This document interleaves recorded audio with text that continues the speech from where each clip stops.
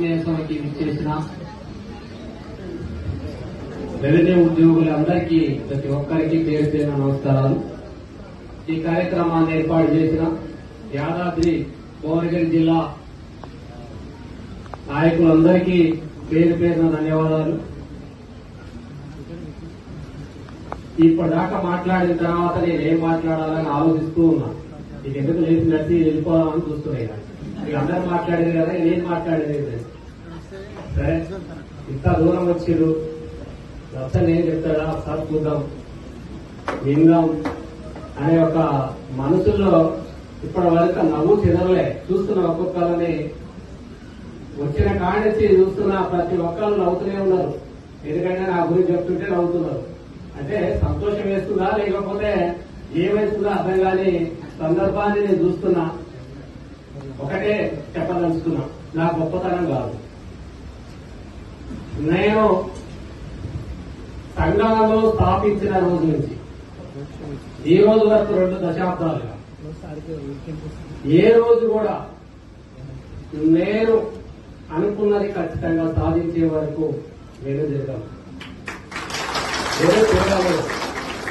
అది తహసీల్దార్ల సమస్యలే కావచ్చు, విఆర్ఏ సమస్యలే కావచ్చు, విఆర్ఓల సమస్యలే కావచ్చు, డిప్యూటీ కలెక్టర్ల సమస్యలే కావచ్చు, రైతుల సమస్యలకు కూడా వేరే తిరగడానికి అవకాశం కూడా ఇవ్వదు.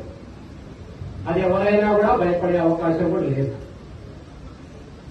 ఎందుకంటే ఇప్పటిదాకా మీరు చెప్తుంటే నేను చూస్తుంటే నా గొప్పతనాన్ని కాకుండా నేను ఇంకా ఏమైనా కొత్త ఆలోచనలు మా ఉద్యోగులకి ఏం చేయగలను, ఇంత ఆశ పెట్టుకున్నారు, ఇంకా ఆశలు ఏమేమి ఉన్నాయి అని ఆలోచిస్తూ కూర్చున్నా. అంటే వాళ్ళందరికీ ఏం చేయాలి?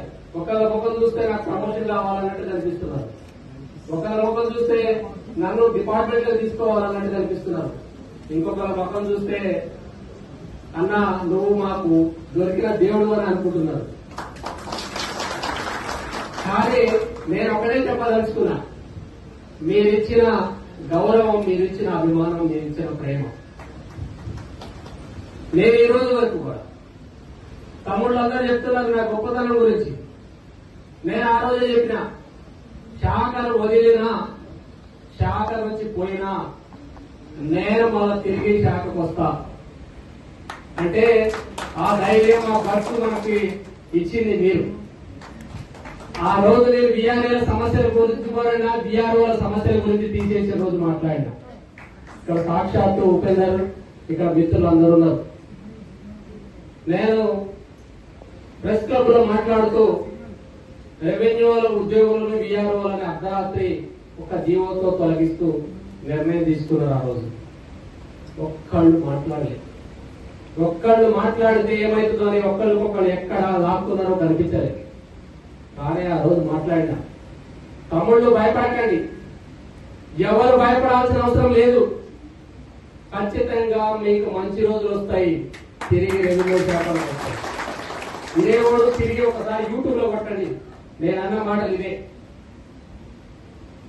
అంటే ఆ రోజు నేను అనుకున్నప్పుడు మా పక్కన రాములు అంటుండ్రు, అప్పుడప్పుడు బ్రేక్ వేస్తానికి మాట్లాడుతుంటాడు, నిజమా సార్ ఇది నిజం అవుతావా అని. అది నేను అంటుంటాను ఊరికినే, మన ఊరికి అంటాం అది అవుతాట, కానీ అది నిజంగా అవుతుంది, అది అయింది. అందరూ అనుకున్నారు కాగితాలు ఇస్తారో బోకేలు ఇస్తారో అవుతుందని. నిజం చెప్పాలి, ఈ ప్రభుత్వం ఏర్పడిన తర్వాత, ఈ ప్రభుత్వం వచ్చిన తర్వాత చాకచక్యంగా అడుగులు వేస్తూ రెవెన్యూ శాఖకు పూర్వ వైభవం తీసుకురావాలనే ఒక తలంపుతో రెవెన్యూ మంత్రి వర్యులు కావచ్చు, ముఖ్యమంత్రి వర్యులు కావచ్చు, వాళ్ళ ఆలోచన ప్రజలకి మంచి చేయాలి.